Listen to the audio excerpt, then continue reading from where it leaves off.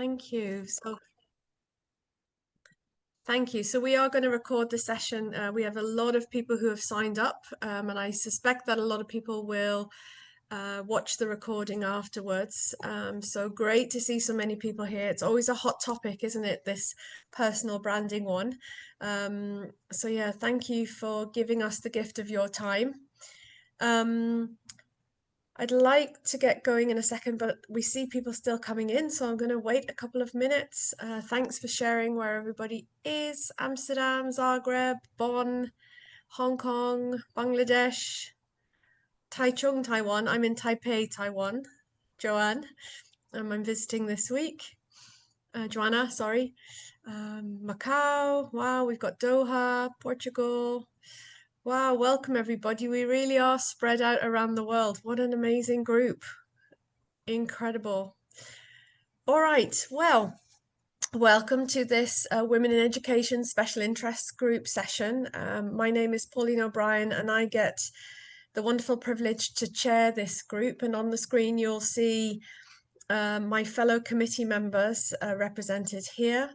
And we do our best to promote the values around women in education. So, keeping and promoting gender equality at the heart of our enterprise.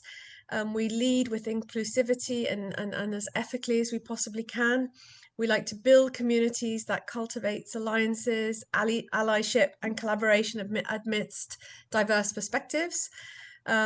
We commit deeply for measurable impact and we advocate for sustainable and systemic change. We like to make our work visible and we like to co-create and innovate for transformation. And so that's what this group was set up to do. And these are our committee members. We have the wonderful Abby with us from ECIS today, and she's supporting with the chats and with the breakout rooms and also with my slides. So thank you for that, Abby, and thank you for always being such a wonderful support to us in these sessions. We truly appreciate it. There's Abby. Show a round of applause for Abby, everyone, because she really is the strength behind these sessions, and without her, I would certainly be lost. So this session today is for you. Abby, we can move on. Yeah. And it is, my details will just come up so that you've got my email address as well if you'd like to contact me after the session. And please do feel free to send a LinkedIn connection. I always love to hear from people on LinkedIn. And the next slide. And today we're going to be talking about your personal brand. I've made the slides a few slides actually today because I want to give you the time to reflect and think and ask questions. This is absolutely your session, and I know as we go into recruiting season, or are in recruiting season I should say more, this is a topic that's on the top of everybody's mind. And what is this branding and what does it mean? And we hear like digital footprint and digital branding and all these buzz terms, and people go, why all these terms? I'm an educator. I don't know how to sell myself. I don't know. I don't want to be talking about this stuff. But today I'm going to hopefully make it a little bit more palatable, or at least give you some ideas to think about and then to ponder and reflect on, and then come back with some questions afterwards. Please raise anything in the chat as we go. We will have some breakout rooms so that you have the opportunity to connect with one another. This is also a reason for holding these sessions, so that you can build your global network of peers. I've tried to make the session as general as possible to address leaders and those looking to get into leadership positions, and also teachers. So I've tried to do a broad stroke so that it's relevant for everyone on the call. Okay, next slide, please, Abby. Now, so who are you really? And when it comes to branding, everyone says, well, my CV tells kind of what I've done and the things I've achieved. And I explain that in a application letter when I'm going for a position. And when I get to interview, I'm always able to then articulate what it is that I actually mean. And then the latter thing I would actually question, are we able to do that effectively?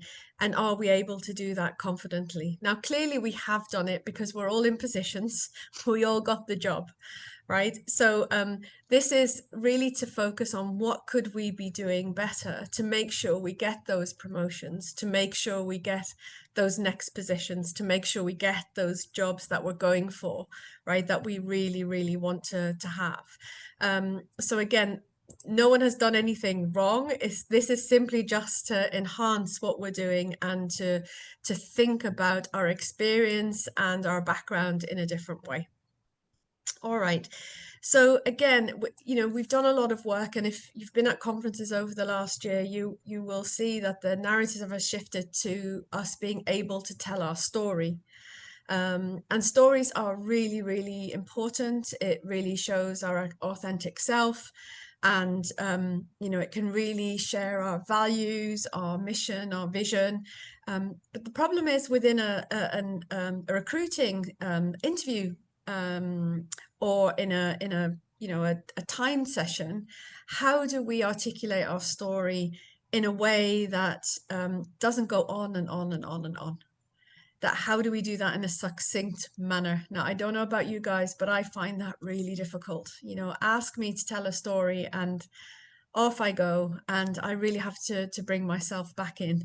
And I'm seeing some smiles here on the face on the screen, so I'm taking from that there are others who have a similar issue. So thank you. I'm taking your smiles as encouragement that I'm not the only one. So I spend my life's career thinking about how can I support women in particular, and men obviously, and professionals in bringing across what we want to bring across in a way that shows our professionalism, that shows the value of our experience, that shows our confidence, and that shows us as the authentic people we are. And again, over the last couple of years, I've been hearing titles around on presentations and at keynotes, our authentic selves. It feels like as women and leaders, we finally can be our authentic selves. And we don't have to mirror leadership styles that we've seen in the past. At least that's what I'm taking from this narrative right now, that it is okay for us to show up as we want to each and every day as ourselves when we think about leadership and within our classrooms. Okay, next slide, please, Abby. So I said this earlier, right? Branding yourself or knowing what your brand is isn't selling yourself. I hear this every day. I don't know how to sell myself. Well, number one, we're not selling ourselves. We're selling our skills, and we're selling our competencies, and we're selling our craft and what we can do. So I'm not suggesting at all that we're selling ourselves. It's like, how do we articulate our experience, what we're good at, what we're confident about, how we make a difference, how do we get to that? How do we articulate that in a way that feels comfortable as well? And there's lots of people on here that coach others. Great to see you here, Bridget, and I'm sure Bridget will have some things to add to the session, always great. But when we advocate for women, we're always saying, where's your voice? Find your voice. And how do you feel confident in articulating, something you've achieved or the impact that you've had? And a lot of people feel really uncomfortable about that and really shy away from being straightforward about our accomplishments or being really confident about what we want to bring across. And so I've been, always thinking about how can we find a way to do this that feels authentic and okay. And that's where, this title branding comes from. So we're really looking at your inner self, like what are your strengths, your competencies, your background, and how do you speak confidently about them? I'd like to give a shout out to our other committee members who've joined. Shireen, I see you. I don't know if there's any, I did have a photo up the beginning. Don't know who else is here, but hello to any of the other committee members are here. Thanks for being here as well. Okay. So if we move on, what do great brands teach us? If you think about that, just write in the chat. What do great brands teach us when we think about brands? There was one question so far, Pauline. Yeah, oh, please go ahead. Jillian asked, what happens if you are confident in telling your story, but the people listening are not comfortable with confidence? Oh, that's a brilliant question. Thank you so much. I am going to get to that. Thank you so much. Brilliant. Yep. Maybe I can answer that just briefly now. That's also a great time actually to bring it up. I was going to mention it a minute ago. I think we've all gone through the way of coming across what is considered overly confident, where that we know that if other people, particularly our male counterparts, come across with the same answer, it's never considered overly confident, right? It's considered leadership, or it's considered, you know, that they come with the right answers. But for us, there's a bigger judgment call. And that's where this branding comes in, because it can really talk about your values and who you are as a person, who you are as a professional. And it will hopefully then take the edge off, you know, being overly confident, because it's actually grounded in facts. Because you were talking about the facts about ourselves. And what I've found with women is if we can almost kind of speak to the data about ourselves, then we don't feel like an imposter. Then we feel, okay, actually, I did that, so I can speak about that confidently. So I'm just going to open the chat to see what people are saying in terms of great brands address a problem, a value. Yeah, consistent quality and messaging. Yeah, that's it. Thank you for sharing. That's really, really on point. And next slide, please, Abby. So I put up some brands here that we'd recognize from the education field as well. And whether we agree with these brands and what they stand for, this is what people, you know, what Toddle puts out there, UWC, IB, and ISS. I've put us up there as well. And then I've put some really influential women, because I think you'll understand what I mean by this. You know, if you think about Michelle Obama, if you think about Malala, Jacinta Ardern is the greatest example, I think, who came with this authentic leadership. And it feels like since then that it's okay to talk about authentic leadership, because she displayed that. She was an example of that during COVID, of course. And so I think that's where that compassionate and authentic leadership is now regarded as a strength. So when you think about these people, you know what they stand for. You know, you don't need to think twice about it, because their brand is out there, what they're known for, how they display their values, how they go about their work, how they influence others, how they have an impact on society or their surroundings. That's really clear, and people don't need to guess about that or to wonder about that. It's obvious because of the work they've done in being able to bring that across. So the next slide, please.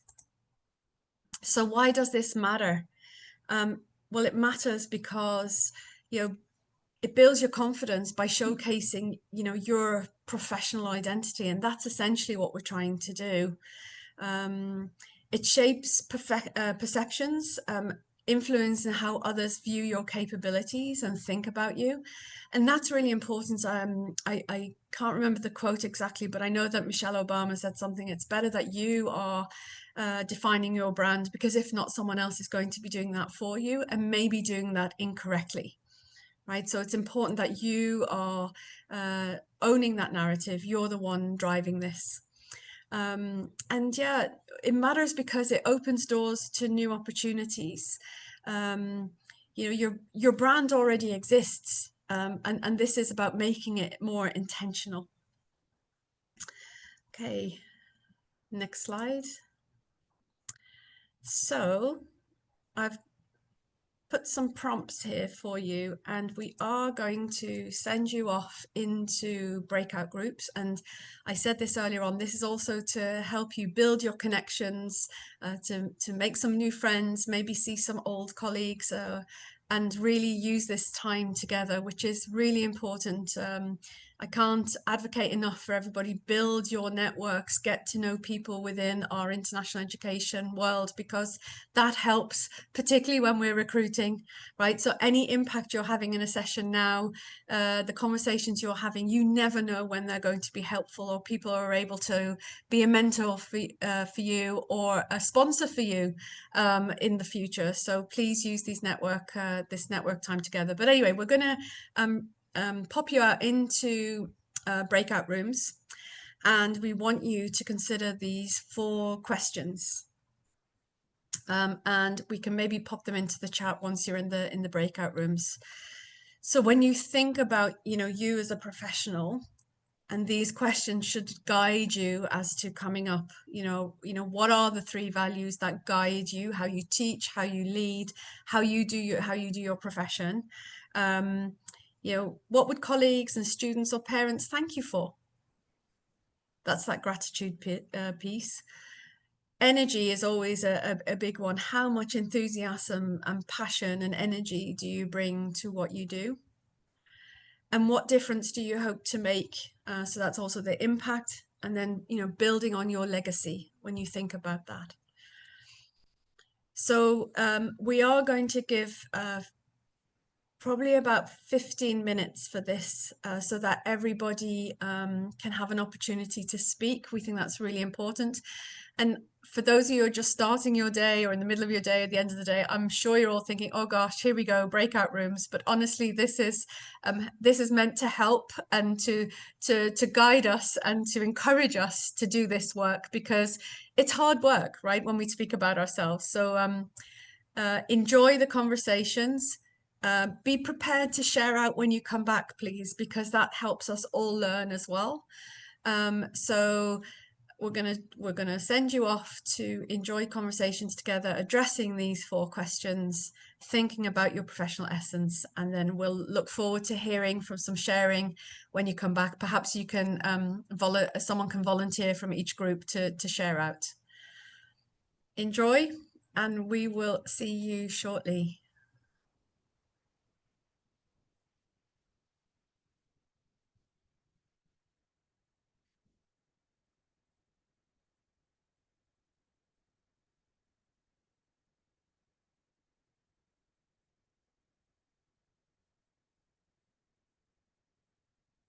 And we can pause the recording.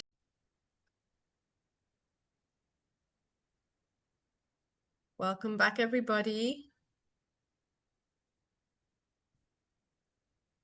People are still smiling when they're coming back, taking that's a good sign.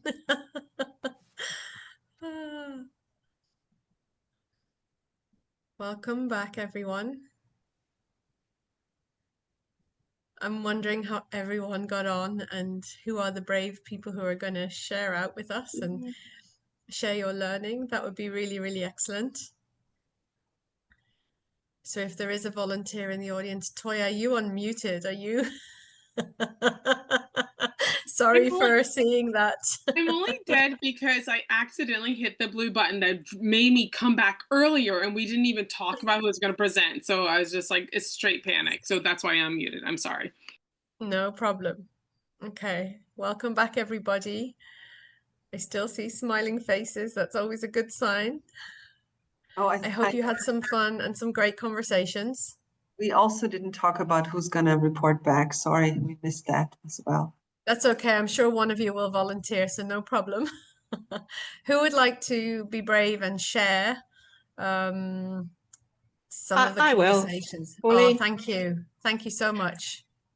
Yeah, thank you for the breakout room as well. It was really inspiring to listen to other great females in education and hear some of their story and what I think what I got from it was how we have quite a unique skill set, I think, as women, and as women in leadership or leading in their classrooms. And that was, I think, for me, was really inspiring. And lots of that, I think we want to see others grow, I think, and we want to, and we get our energy from seeing positive effects in others. And that was, I think, kind of a key message that I got from my group, and how we have this sort of more values driven in terms of values of empathy and kindness and fairness, and how, you know, wanting to speak up for what is right. I think that was a key message that we all shared, and I think that, you know, part of that is traits that we tend to have as women. I won't overgeneralize too much, but I think that there is definitely something there that is part of our nature. And that's brilliant. Thank you so much for sharing out. And it's a strength, right? All of these qualities are strengths. And so how do we maximize those, that they come across as strengths, and strengths that, you know, are needed in leadership, are needed in the classroom, and then are valued as a result, right? When it comes down to those negotiations, for instance, and not seen as, that they are seen as strengths and valued at that level. That's really key. Anyone else like to share out? Thanks so much, Joanne, for doing that. I don't mind sharing on behalf of my team. Thanks so much, Shireen, and then Bridget. Yeah. That would be great. Okay, so first of all, a big thank you to Gillian, Leanne, and Carrie, who are in the breakout room with me. We had a really good conversation. We loved the questions, especially the last one. It was fabulous. And we kind of like created three buckets, if you want, around strategic, operational, and humane values. And some of the values that popped up were things like modeling, you know, providing support for our staff, encouragement, appreciation, love and compassion, which has come up already, service, clarity and transparency were really important, respect, trust, and kind of like the macro, if you want to call it, value would be wisdom. That subsumes all of those. We had a recommendation from one of our colleagues about the latest Brene Brown book that she was saying look into, so we'll be looking into that. In terms of the what we're thanked for by our communities are generally around the ideas of creating support for the community and being really good listeners. And finally, the what brings us energy was again in those buckets around strategy, operation, and humane leadership. It's around visioning that brings a lot of energy to leaders. Working with children, we had a leader who heads a middle school, who I've worked in a middle school for 15 years, and it is a particular set of skills in reference to one of the quite famous movies. And then another one, and something we have to do on our agendas or calendars, is to create space for deep thinking. That re-energizes as well. It was such a pleasure to be in the room. And I hope I represented. If I missed anything out, ladies, please jump in. Thanks, Pauline. Excellent group. Thank you so much. Wonderful sharing. Really appreciate that.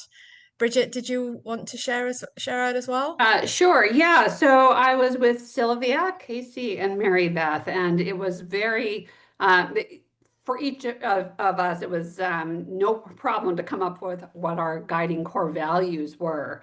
And what we discussed that I think is worth sharing out here are, first of all, that our values can serve both as sort of guides if we are going to stay in our current roles of what can we try to optimize for, you know, how can we try to set ourselves up and ask support to help us shine more based on these values.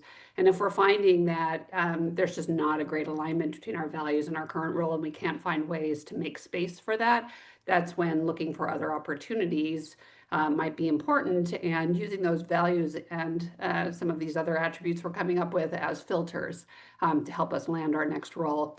One of the interesting conversations we ended up having was around this value of quote unquote adaptability that I think many of us as women leaders take on, that, oh, sure, I can adapt, I can change, I can shift, I can do what it takes to do that. And whether sometimes maybe that as a value gets more prime place than some of the other values, and whether that ends up being a bit of a trap for us sometimes because we are so accommodating and we are so adaptable. At what point does that become a value that is, again, a little bit more constraining than something we really want to continue to hold up? really wonderful, valid points. Thank you so much. It seems like there were some really, really great conversations going on. I'm glad these questions prompted that. Thank you for those who have shared. Is there anybody else who would like to share, or we'll move on? We will do another breakout and there will be an opportunity later to share. But if someone is really keen, speak now, please. I'm Okay, happy to. hearing. Go ahead, Toya. Yep. Sorry. I'm happy to pipe up for my group. I was there with Anna, with Marianne, and they have a group, they have two on one screen, and then also with Jennifer. And I think one thing that was common, that we all had in common, is that we spoke about, when we're in reference to our 3 values, we had this strong correlation with our openness, transparency, and how that correlated with communication and authenticity and fairness, growth, and professionalism. And as we all spoke about how we were all leaders in different stages of our career, but how it spoke to our want and our need to just be transparent with who we work with, and how that would help us all grow, and how that would help the people that we work with grow. And I think that one thing that just seemed to be a little bit resounding is that the authenticity that we all hope to bring, we wanted others to bring, and how that the transparency within that, with who we work with, would, I don't know, in so many ways just help us all to connect with each other in a different way, and something that we felt like was more meaningful. And it was interesting because we were all in very different parts of the world, but in our leadership, it just seemed to make a difference, and just that crave for authenticity as we moved forward, and how as we moved up and moved on. I think that was really important. Amazing sharing. And that's our opportunity, isn't it, as female leaders now, is for us to make this the norm, that being authentic is not a desire anymore. It's a need for everyone to succeed in a school. It's a need for schools to thrive and for students to thrive that are in our care. And we owe that to those environments. And so anything we can do as female leaders to make sure that this is what leadership looks like, no matter what we do. We have an opportunity to support each other and to make sure those around us are reminded of these values. As we said, that's not an issue, but reminded of these things that make authentic leadership really, really key, and palatable and visible within our settings.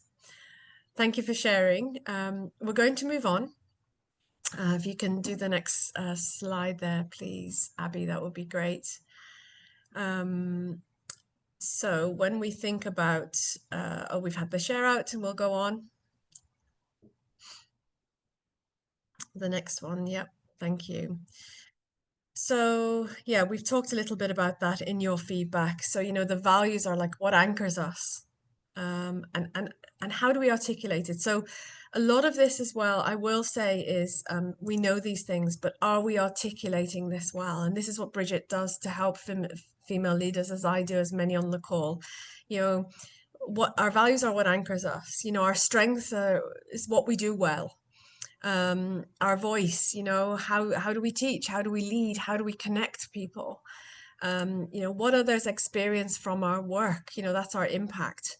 You know, so I think you know, the brand lives at the intersection of what we value, what we do well, and how we make others feel. And at the end of the day, we all know the quote, Maya Angelou, if I recall correctly, you know, people will remember not what we did for them, but actually how we made them feel.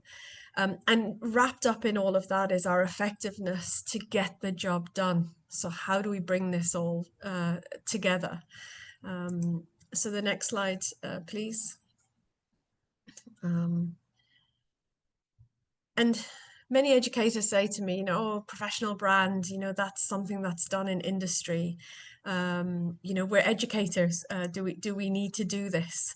And my answer is yes. Many leaders who are recruiting with boards of trustees, the likelihood of these trustees all coming from industry is very high.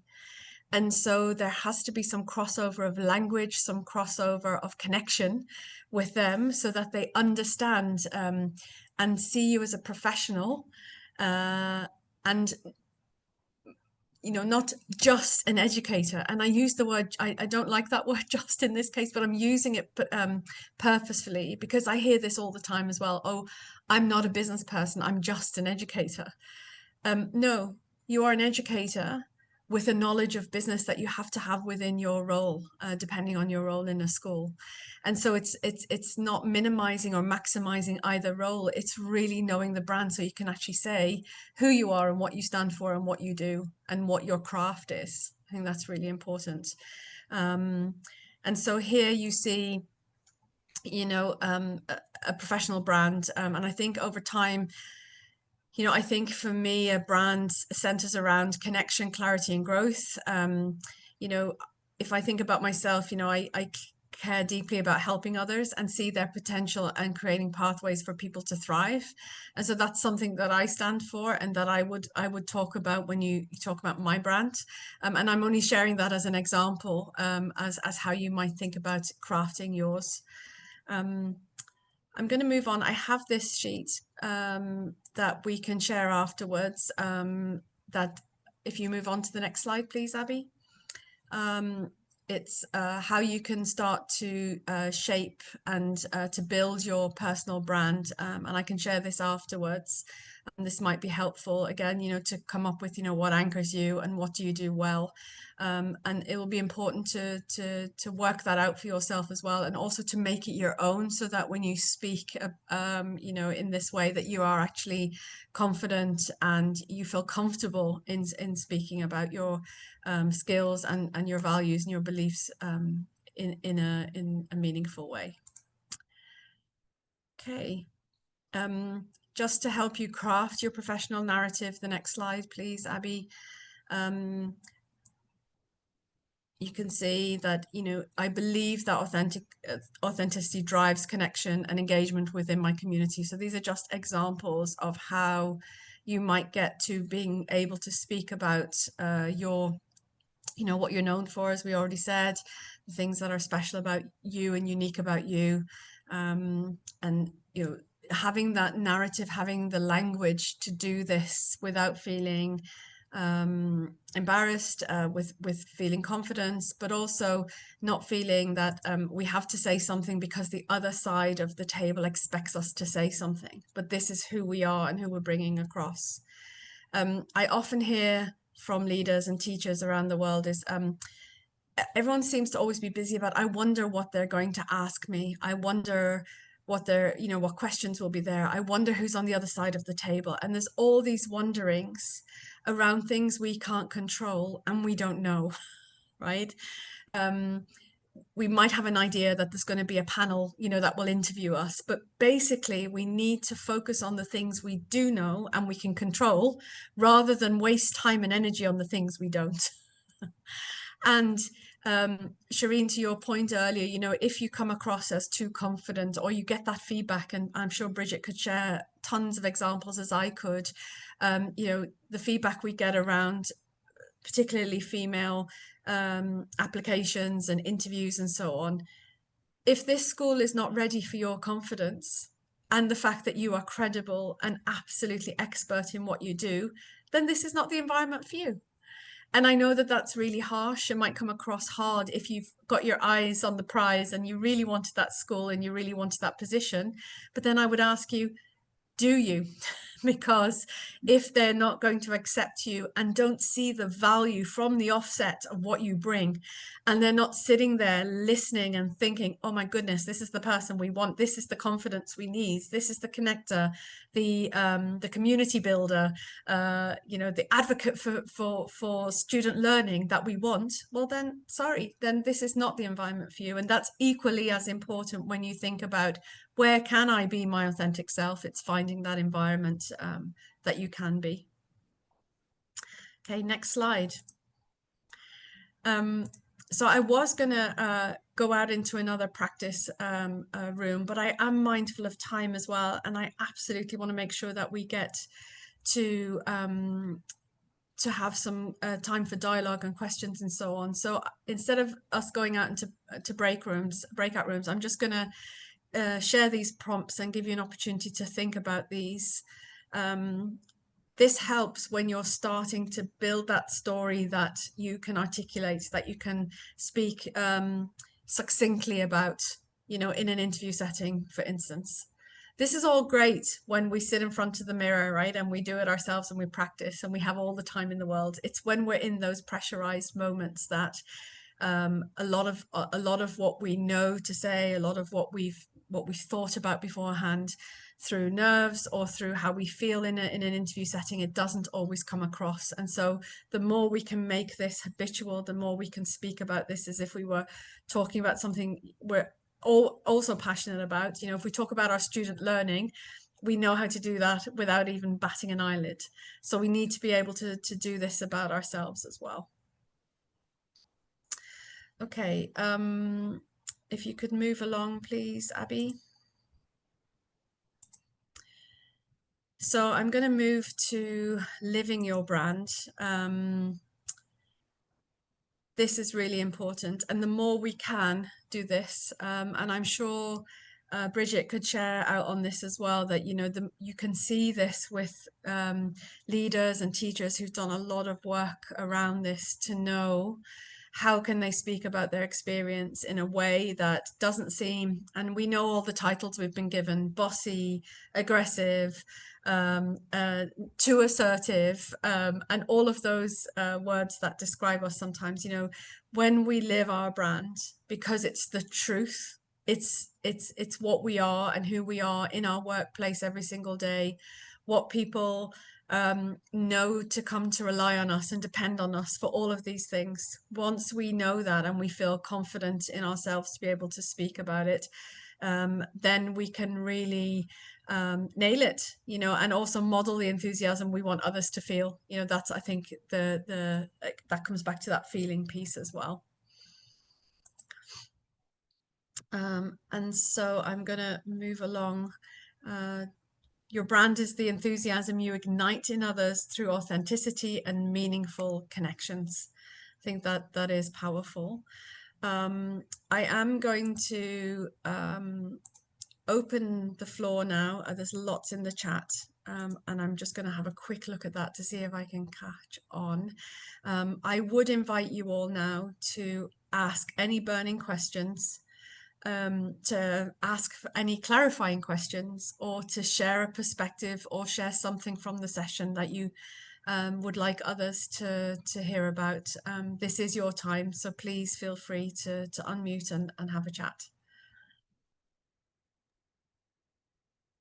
I'll just have a quick comment here, Pauline. This is excellent, and I just want to maybe offer this, that when you kind of come up with how you feel about your brand, what it is, what you stand for, if it feels more like you are trying to fit into that brand rather than it authentically kind of coming from within you, then that's saying something about authenticity or lack thereof. So I think it's just about sort of belonging in any setting. There's fitting in, and that is trying to make yourself palatable to others versus belonging, true belonging, which is feeling like you are who you are authentically, and you can shine in that way, and others see that, feel that, value that, appreciate that. So I think using that also when you are coming up with this idea of your personal brand, it should represent the entire who of you. Absolutely. Absolutely. And as we mentioned earlier, the fitting part, the fitting could be you need to learn some new skills, work in a larger team than you have done before, a larger school than you have done before, with a program that you don't know, and that would mean that you may need to learn some new content or something new around the job itself. That's totally fine. But as Bridget was just saying, you're not going to change yourself and who you are as a person to make others like you, to make others value you, to make others see you. that is not the environment that you want to work in, I would imagine. It's not the one that, you know, has that ray of light shining over you every single day. And that's why we need to understand ourselves. What is that environment that we want to work at? What does you know, when are we our best selves? When do we walk around with a spring in our step? What are the conditions that create that for us? And how do we know that if we haven't done this inner work ourselves? And I don't mean just wordsmithing that paragraph at the top of your CV, which we all have, right?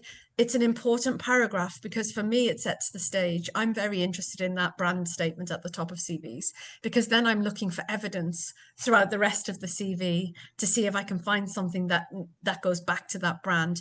Or is it just a wonderful chat GTP? And I love chat GTP, but is it a wonderful paragraph just created there that could be about anybody and not about me? And so the theory of today, everyone on this call knows this. This is not rocket science, and I haven't told you anything you don't know. I'm sure of that. What I am saying is, in having all of this knowledge, and we know it, but how are we putting it into practice, and how are we really owning it to make sure it creates avenues for our success, to make sure that we're getting the opportunities we want to have, to make sure that we are showing up completely and being successful in where we want to be. Other questions, considerations, comments?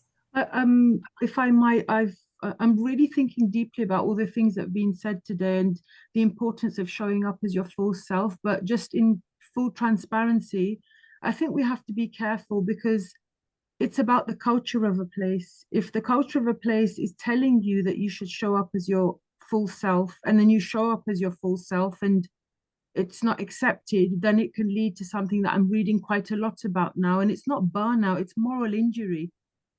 It's the idea that showing up as your full self can still be weaponized in a way.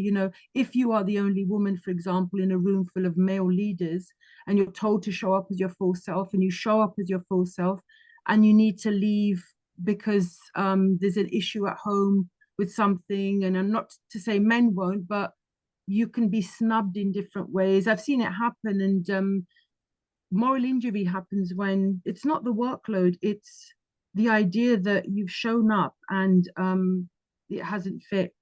The values that have been purported in the mission and vision statements don't operationalize. They're not on the ground like that. So I think as women leaders, we have to be just aware that ideally we'd like it to be like that, that we show up as our full self, we're accepted and we're told we will be. But there's always that protection you have to have in place for yourself, that if it doesn't happen, how will you manage this? Who will your allies be? How will you be able to get your energy to get through that hiccup? And just, I think those sorts of things.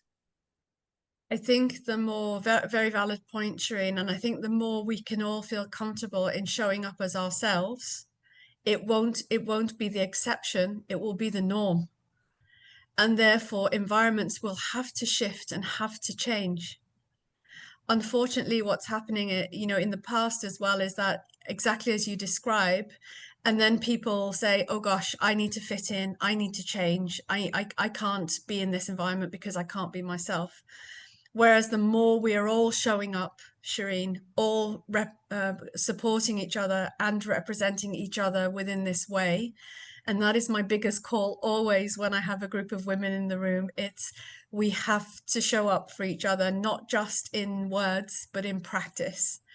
And really shift this narrative, shift this way of thinking and seeing female leaders, and us calling it out. And I know that that's a big step, calling this out is a big step for all of us. But if we all take the responsibility to do that in however we can, in every small way we can, things will absolutely shift. It is shifting. I've seen the shift in the last 15 years. I'm happy to say, for instance, 60% of the applications to the roles we worked on last year were female. 60%. So we overtook the men last year. That's a great thing. Pauline, can I just add, you said something, stay true. You know, I keep reading, stay authentic, stay true to yourself. But I think what sometimes is underestimated, that you do have to grow. You cannot stay yourself 100%. You have to grow, you have to adapt, you have to change your language, you have to change your relationships. And so I think sometimes that might be the misconception, if not just women, but in general, people go into leadership. Let me rephrase that. Be true to yourself. There you go. Right? Of course we drive, of course we grow, etc. But it's, you know, not shifting the things that are incredibly important to you. Indeed. And I would just say to that very good point, Inez, that we are always growing as people. So our authentic selves grow and expand and change over time. So we don't stay stuck in our current iterations of ourselves. Yeah. Yeah. Yeah. Thank you for that clarification, Ines. Important. Yeah, really good. Any closing comments? Because I am aware that we're at time and I know some of you still have a lot of the day to go. If you want to follow, please, Gillian, thank you. One more thing. So I've been very fortunate to work with Bridget, and I think one of the things that you said about calling it out, that was something that I actually never even thought about before speaking with Bridget. And I had a certain conversation or interview, let's say, and something was said, and at the time I didn't really have the confidence or even really the wherewithal to call it out. But now I feel, because of these conversations like this, it really does help in turning that page. So Shireen, like you said, you know, maybe I have to go home, something for the family, you come back and there's something, you call it out. And you say, you know, we're being told to be our authentic selves. We're being told that family matters, or these are the values of the school. Something happened. I went and I did that. And it's not in an aggressive way. It's not in, you know, a back and forth way. It's just, these are the values that you're saying. And so I'm living by those values, or I'm living by my own values. You knew my values before I got here. But I think that for sure is that call out. It needs to be said. And we can't just sit back and let the environment swallow us, I guess you might say. Yeah. Yeah. Like, and I think the braver we get, as you just said, because it is bravery, because sometimes, you know, if the environment isn't welcoming to this, somebody has to take the step to do it, right? And to be the trailblazer in a way, to say, right, I'm going to do this and I'm going to keep at it, and I'm going to inspire my colleagues to do the same, and I'm going to support others to do the same, as Bridget has supported you, Gillian. So that's amazing. yeah. Thank you all so much. Go ahead, Gillian. Sorry. Right. And I think too, if you need a sign to call it out, this is a group of women telling you to do it. Yeah, exactly. Exactly. Amazing. I couldn't think of better closing words today. Call it out. This group of women is here to support you. Thank you so much. Thank you, Pauline. Amazing. Thank you so much. It's great that you're here, Bridget. Great to see you. Great to see everybody You as here. well. I appreciate your time. All the best. Keep in touch. Link in with each other. And we'll Encourage look forward everyone. to the next session in a month's time. And we look forward to seeing you back here. Have a great rest of the day. Be that authentic self. Be your best self. The world and thank needs you you. again.